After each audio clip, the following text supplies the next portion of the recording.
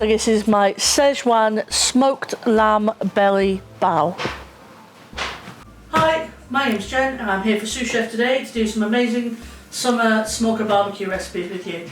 Today we're going to be looking at lamb, my favourite meat of all time. I think it's probably because I'm Cumbrian and there's more sheep than people. This is lamb breast. Lends itself really well to this kind of recipe because it's a little bit fatty, so a slow cook works really well for it. This is a rolled piece. You can get it from any butcher's counter in the supermarket if you ask them, or your local butcher. We're going to just trim off the string here because we want ours to be one nice flat piece. This is about 1 kilo size. So when you think of barbecue, you have to think burgers, sausages, or American barbecue, like brisket and things like that. But we're going to go with some really nice semi-Asian flavours. This is a real globe-trotter of a dish. We've got a couple of little pieces here that I'm just going to trim off because they're going to become too overcooked and a bit tough on the smoker. And there's not too much sinew on there. I'm just going to get rid of this little piece here, which is just tough. Basically, get rid of that. That looks good to go. So, when you are smoking anything, you need to start with a nice base layer of salt. That's what gives it, obviously, its seasoning, but also it helps cure the meat during these long slow cooking, so it's a safety thing, but also it gives you a really nice sticky layer to put your other spices on. I'm going to get it in all layers, right under there as well. Trust me, a lot of this will fall off during the smoking process, so it's not going to be over salty. So there we go, I'm going to cover that all over. We're going to leave that to sit for just a couple of minutes while we make the rest of our seasoning rub. And what we've got to start with, we've got Szechuan peppercorns. With a teaspoon Szechuan peppercorns. They're really fruity, they make your tongue tingle. They're a really nice seasoning that you can often get in Chinese 5-spice. Yeah, got some ground coriander, about a tablespoon of that. We're going to add that in. And this one's cumin, so we've got the same of cumin. I'm going to pop that in. And some sesame seeds. They're going to add a nice nutty flavour. Nice couple of tablespoons of those. And I'm just going to give that a mix up. What we're aiming to do is just crack the Szechuan peppercorns because you want to distribute it all over the meat. I think that's our Szechuan all nicely broken up and nicely mixed. Now the other thing that's important when you're doing any kind of smoking is sugar. So we're going to add some soft brown sugar to that as well. But the sugar is just what brings it all together, gives it that really nice caramelised taste. When you're cooking on low heat, that's a little bit harder to get, so adding the sugar in there really helps. We've also got these two really nice chilies.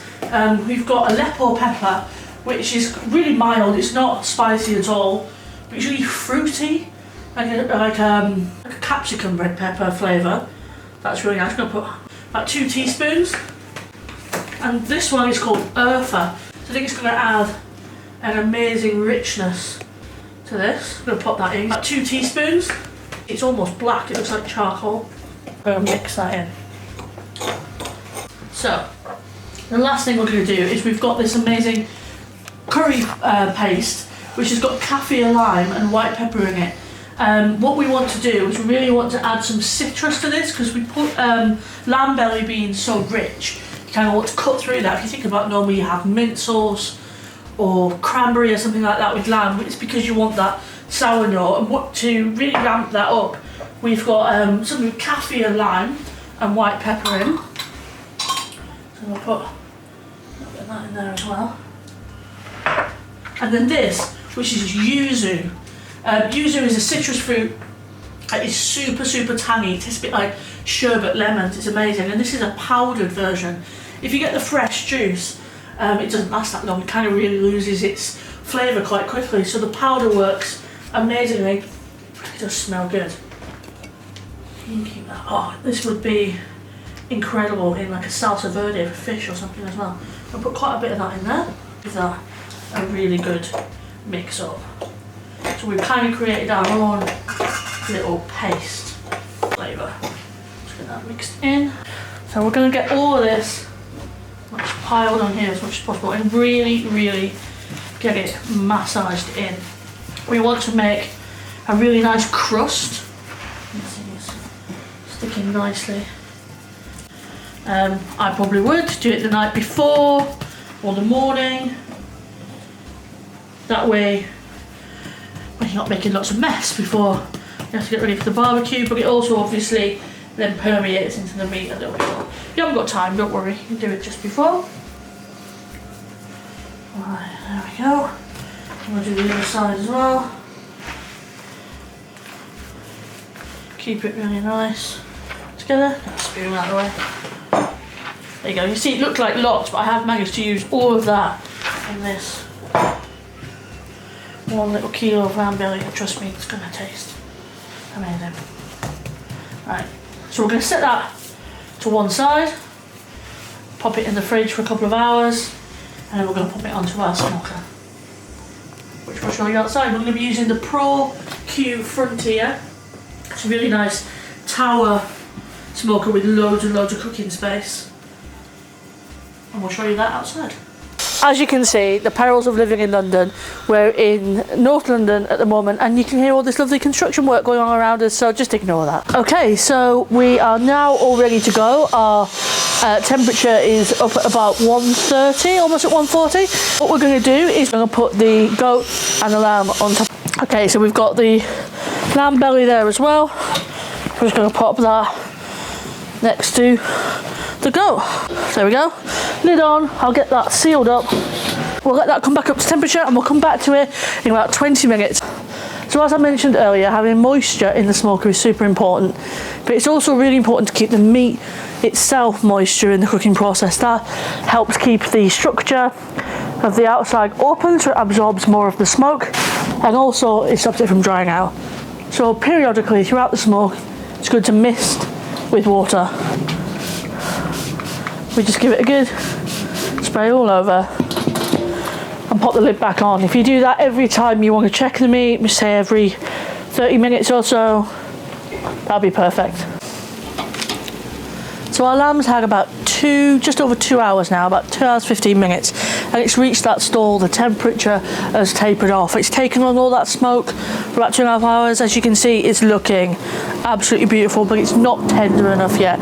So we want to push it through that stall by wrapping it. So we're going to move it over to our pink butcher paper, put it there, and we're going to wrap it tightly, and then we'll put it back on the grill to finish off.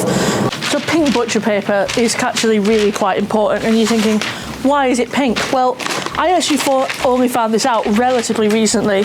The reason that all barbecue chefs that you see across America wrapping their things in pink butcher paper is pink means it's food safe. It hasn't been bleached. So it's actually quite important to make sure you've got unbleached food safe paper. And if it's pink, you know that it is.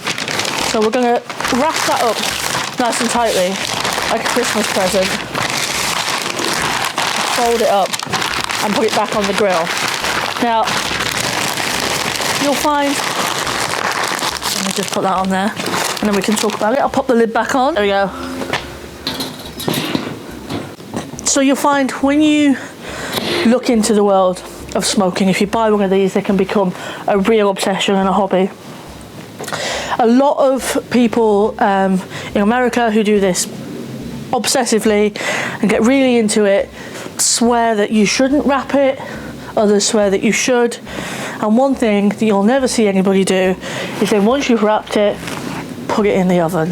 If the weather's against you, you're running out of time, if you want to go off and have a shower and get ready before your friends come, instead of watching your barbecue, once it's wrapped, put it in the oven. It's breaking the rules, if there are any rules, I know, but you know, I'm not from the American South, so I feel like I can break the rules. You are no longer adding smoke to your product, so if you would like to put it in the oven now, do it. Ours is back on the Pro Q.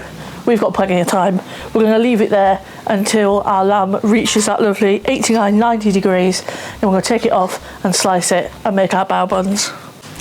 Okay, so our beautiful lamb belly with the Szechuan peppercorns is ready. I'm going to lift it off. It's been having a little rest for a few minutes with the lid off. Look at this, it's going to be so nice. I'm going to take it off onto the board. It's so tender that our bottom piece has come right off, which is no bad thing. So we've got our beautiful crusty lamb. I'm going to give that a slice. How tender that is. Beautiful. I'm just going to cut those. Fill one of my bao buns. We've got these lovely bao buns. My cucumber in first. Got a thinly sliced cucumber. We're going to use, this is parsley.